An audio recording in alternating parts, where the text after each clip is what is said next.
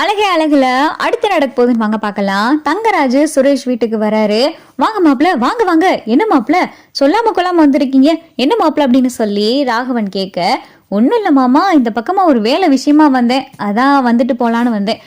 அண்ணே காஃபி குடிக்கிறீங்களா அப்படின்னு சொல்லி மலர் கேட்க, இல்லை அதெல்லாம் ஒன்றும் வேணாம் அப்படின்னு சொல்லி தங்கராஜ் சொல்ல,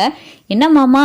ஸ்ருதியும் பரிச்சு எழுதுற மாதிரி தெரியல, பாஸ் ஆகுற மாதிரியும் தெரியல, பேசாட்டில் கல்யாணம் பண்ணி வச்சிட வேண்டியதானே அப்படின்னு சொல்லி தங்கராஜ் சொல்ல, என்ன மாப்பிள்ள அதுக்குள்ளேயும் அவசரம், இன்னும் கொஞ்சம் நகை சேர்க்க வேண்டியது இருக்கு, நானும் கொஞ்சம் பணம் போட்டு வச்சிருக்கேன், கல்யாணம்னா சும்மாவா, அது இதுன்னு சொல்லி ஏகப்பட்ட செலவு இருக்குல்ல அப்படின்னு சொல்லி ராகவன் பொதுவா பேச, இந்த பாயிண்ட பார்த்தா தங்கராஜ் நல்லா பிடிச்சிக்கிட்டு, என்ன மாமா உங்க வீட்டுல தான் ஒரு ஆளு ப்ரொமோஷன் கிடைச்சி அடுத்த கட்டத்துக்கு போயிட்டாரு, அவர்கிட்ட இருக்கிற சம்பளமே பத்தாதான் அப்படின்னு சொல்லி தங்கராஜ் லைட்டா போட்டு விட, மலருக்கு பார்த்தா பக்குன்னு இருக்கு. அப்பதான் வேலை முடிச்சு பாக்யராஜ் உள்ள வராரு. யார் மாப்பிள்ள, யாருக்கு ப்ரமோஷன் கிடைச்சிருக்கு அப்படின்னு சொல்லி லட்சுமி கேட்க, என்னத்த உங்களுக்கு தெரியாதா, என்ன மாமா உங்களுக்கும் தெரியாதா, என்னம்மா மலரு உனக்குமா தெரியாது அப்படின்னு சொல்லி தங்கராஜ் கேட்க, மலரு பார்த்தா திரு திருன்னு முழிக்க, வாங்க மாப்பிள்ள எப்போ வந்தீங்க அப்படின்னு சொல்லி பாக்யராஜ் யதார்த்தமா கேட்க, என்ன மாப்பிள்ள என்ன சொல்றீங்க, சுரேஷுக்கெல்லாம் அப்படி ஒன்றும் கிடைச்ச மாதிரி தெரியலையே, அப்படின்னா ஏதாவது எங்க கிட்ட சொல்லியிருப்பானே அப்படின்னு சொல்லிட்டு லட்சுமியும் சொல்லவும், சுரேஷ்க்கு இல்லத்த உங்க பேங்க்ல வேலை பார்க்குற மூத்த மகன் பாக்யராஜ், அவருக்கு ப்ரொமோஷன் கிடைச்சிருக்கே, கேஷியரா இருந்து அசிஸ்டன்ட் மேனேஜர் ஆயிருக்காரு, உங்களுக்கு யாருக்கும் தெரியாதா அப்படின்னு சொல்லி தங்கராஜ் போட்டு விட, டே பாக்யராஜ் மாப்பிள்ள என்னடா சொல்றாரு அப்படின்னு சொல்லி லட்சுமி கேட்க, பாக்யராஜுக்கு பார்த்தா பக்கு பக்குன்னு இருக்கு, இவருக்கு எப்படி இந்த விஷயம் தெரிஞ்சு, நம்ம ரேவதி கிட்ட கூட சொல்லலையே அப்படின்னு சொல்லி பாக்யராஜ் திரு திருன்னு முழிக்க, என்ன பாக்யராஜ் மாப்பிள்ள சொல்றது உண்மையா அப்படின்னு சொல்லி ராகவனும் கேட்க, பாக்யராஜ் திரு திருன்னு முழிக்கிறாரு. அது வந்துமா அப்படின்னு சொல்லி பாக்யராஜ் தானே, அடி மலரு என்ன நடக்குது இந்த வீட்டுல, புருஷனும் பொண்டாட்டியும் பேசி வச்சுக்கிட்டு மறைக்கிற வேலையில அப்ப செய்ய ஆரம்பிக்கிறீங்களா, ஆமா ப்ரொமோஷன் கிடைச்சது உண்மையா பொய்யா அப்படின்னு சொல்லி லட்சுமி கேட்க, அத்தை நான் தான் சொல்றேன்னு, நமக்கு உங்க மூத்த மகன் வேலை பார்க்குற பேங்க்ல நமக்கு தெரிஞ்சவர் ஒருத்தர் இருக்காரு, யதார்த்தமா அவர்கிட்ட பேச போய் தான் இந்த மாதிரி உங்களுடைய மூத்த மகனுக்கு ப்ரொமோஷன் கிடைச்சிருக்குன்ற விஷயமே எனக்கு தெரிஞ்சிச்சு, இதெல்லாம் உங்களுக்கு தெரியாதா அப்படின்னு சொல்லி தங்கராஜ் ஒண்ணுமே தெரியாத மாதிரி கேட்க, இங்க ராகவன் பார்த்தா பாக்யராஜ் முறைச்சு பாக்குறாரு. லட்சுமி அதுக்கு மேல மலர கண்ணுல எரிக்கிற மாதிரி பார்த்துட்டு, என்ன மலர் இதெல்லாம், பாக்யராஜ் மாப்பிள்ள சொல்றது உண்மையா, உனக்கு ப்ரொமோஷன் கிடைச்சிருக்காடா, ஏன்டா இவ்வளவு பெரிய நல்ல விஷயத்த சொல்லல, ஆமா எப்ப ப்ரொமோஷன் கிடைச்சிச்சு அப்படின்னு சொல்லி லட்சுமி பாக்யராஜை பார்த்து கேட்க, அதுமா 1 மாசம் ஆக போகுது அப்படின்னு சொல்லிட்டு பாக்யராஜ் சொல்லவும், 1 மாசம் ஆக போதா, என்ன மலரு நீ தான் சொல்லி கொடுத்தியா, இவன் கிட்ட ப்ரொமோஷன் கிடைச்சத வீட்டுல யாருகிட்டயும் சொல்லக்கூடாது, ப்ரொமோஷன்னா அப்ப சம்பளமும் அதிகமா வந்திருக்குமே, அதையும் என்ன கமுக்கமா அமைக்கி உங்க அம்மா வீட்டுக்கு கொடுக்கலான்னு பாத்தியா அப்படின்னு சொல்லி லட்சுமி கேட்கவும், ஐயோ அத்தை நான் அப்படியெல்லாம் எதுவும் சொல்லலத்த, அவராத்தான் ப்ரமோஷன் கிடைச்சது சொல்ல வேணாருன்னு சொன்னார் அப்படின்னு சொல்லி மலரு சொல்லவும், அவெல்லாம் அப்படி சொல்லியிருக்க மாட்டான், பாக்யராஜுக்கு அப்படியெல்லாம் மறைக்கவே தெரியாது, நீ தாண்டி சொல்லி கொடுத்துருப்ப, மாமா நான் தான் சொன்னேன் அப்படின்னு சொல்லிட்டு பாக்யராஜ் சொல்லவும், ஏன் பாக்யராஜ்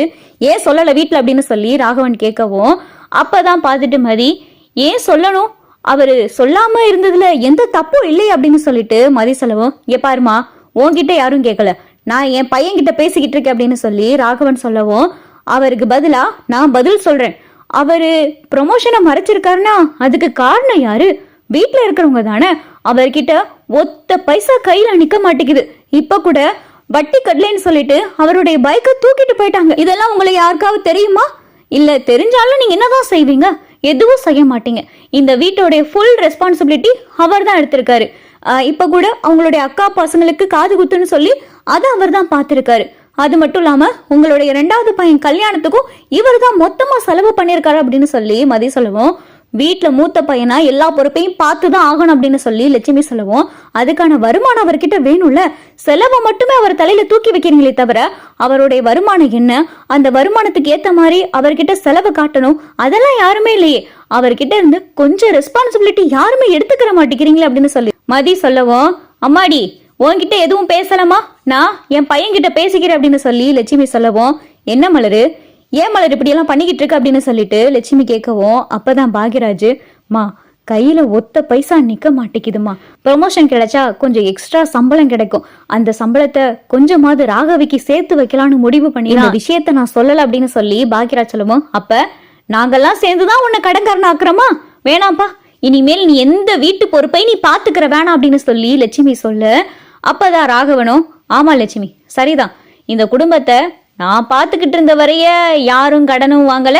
எந்த இதுவும் மறைக்கவும் இல்லை. நான் எப்போ என் வேலையிலேருந்து ரிட்டையர் ஆனனோ அப்பையிலேருந்து நிறையா பேத்துக்கு கடன் சுமனும் கூடி போச்சு. பத்தாவதுக்கு சில விஷயங்களை மறைக்கவும் ஆரம்பிச்சிட்டாங்க. குடும்பத்துக்குள்ள இப்படியெல்லாம் மறைச்சிக்கிட்டு இருந்தா குடும்பம் நல்லா இருக்காது அப்படின்னு சொல்லி ராகவன் ஜாட மாடையா பேச, அதான் மலரு, மாமா எங்களுக்கு ஒரு பொன் குழந்தை இருக்கு, அந்த குழந்தைக்கு 6 வயசு ஆக போகுது. இதுவரைய ராகவிக்குன்னு சொல்லி நாங்க ஒரு குண்டுமணி தங்கம் கூட சேர்த்து வைக்கலாமாமா. நாங்க இதுலயாவது கொஞ்சம் சேர்த்து வைக்கலாம்னு ஒரு முடிவு பண்ணோம். நாங்க ஒன்னும் செலவு பண்றதுக்காக இதை நான் உங்ககிட்ட சொல்லாம இல்ல அப்படி மலரு சொல்ல, நாங்க என்ன உங்களை சேர்த்து வைக்க கூடாதுன்னு சொல்லியிருக்கோமா? இல்ல நாங்க தான் ஊதாரித்தனமா செலவு பண்ணிக்கிட்டு தெரியறோமா? கொஞ்சம் மூத்த பையனா எல்லா பொறுப்பையும் ஏத்து குடும்பத்தை வழி நடத்துறவன் தான் மூத்த பையன், பேருக்கு மட்டும் மூத்த பையன் சொல்லக்கூடாது அப்படின்னு சொல்லிட்டு ராகவன் சொல்லவும், சரி மாமா, இவர் மட்டும்தான் அந்த வீட்டுக்கு பையனா இருக்காரா? உங்களோட இன்னொரு பையன் சுரேஷன் ஒருத்தர் இருக்காருல்ல, இவர் மட்டும் எப்படி மாமா வீட்டுல காய் வாங்கினாலும் கறி வாங்கினாலும் அரிசி வாங்கினாலும் பருப்பு வாங்கினாலும் வீட்டுல யாருக்காவது உடம்பு சரியில்லைன்னா சொன்னாலும் எல்லா செலவையும் ஏதாவது விசேஷம் வந்தா போதும் மொத்த பொறுப்பை இவர் தலையில மட்டும்தான் தூக்கி வைக்கிறீங்க, கொஞ்சம் பாதிக்காவது டேய் இதை நீ பாருடா அப்படின்னு சொல்லி சுரேஷ் கிட்ட என்னைக்காவது நீங்க சொல்லிருப்பீங்களா மாமா? ஏதாவது ஒரு பொறுப்புல இல்ல இந்த செலவை நான் ஏத்துக்கிறேன்னு உங்களுடைய பென்ஷன் காசுல இருந்து ஏதாவது செஞ்சிருப்பீங்களா மாமா? அவரு எவ்வளவுதான் மாமா பாப்பாரு, ஒத்த ஆளா இருந்து எல்லா பொறுப்பையும் பார்க்கணும், அதுவும் அவருடைய வருமானத்துக்கு மீறி எல்லாத்தையும் பார்க்கணும்னா கடன் வாங்கி தானே மாமா ஆகணும் அப்படின்னு சொல்லிட்டு மலரு பேச, என்ன மலரு வாய் ரொம்ப நீளுது அப்படின்னு சொல்லி லட்சுமி சொல்லவும், அத்தை உண்மையை சொல்றதுக்கு வாய் நீள்றதுனால தப்பு இல்லை அப்படின்னு சொல்லிட்டு மலரும் பட்டுன்னு பேச,